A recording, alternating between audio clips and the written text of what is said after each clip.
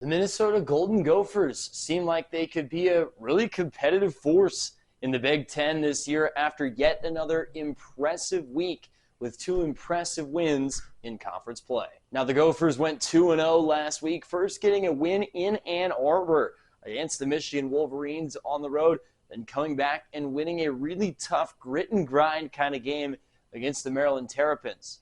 Now, Maryland, not necessarily as good as they've been in the past this year. However, Minnesota had lost their last 10 matchups to the Terrapins, so needless to say, it's a pretty monumental win for the program. Now, during these two games and these two wins, Minnesota's leading scorer, Dawson Knox, had subpar games, below average in both outings. Even more impressive that the Golden Gophers were able to get it done. They were led by junior transfer guard Elijah Hawkins, who has burst onto the scene in his first year at Minnesota.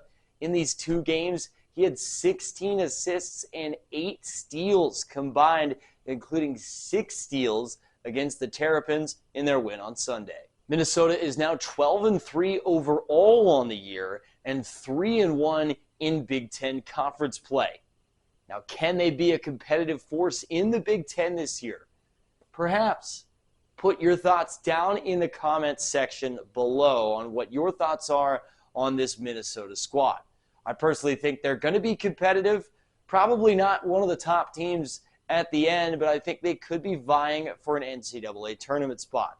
Now, as of right now, in ESPN's latest bracketology, Minnesota is nowhere to be found on the bubble, which I think is a little bit criminal. The Golden Gophers have surprised a lot of people and are a pretty fun team here this season. Minnesota will play next this coming Friday when they go to Indiana to take on the Indiana Hoosiers, a really tough road game.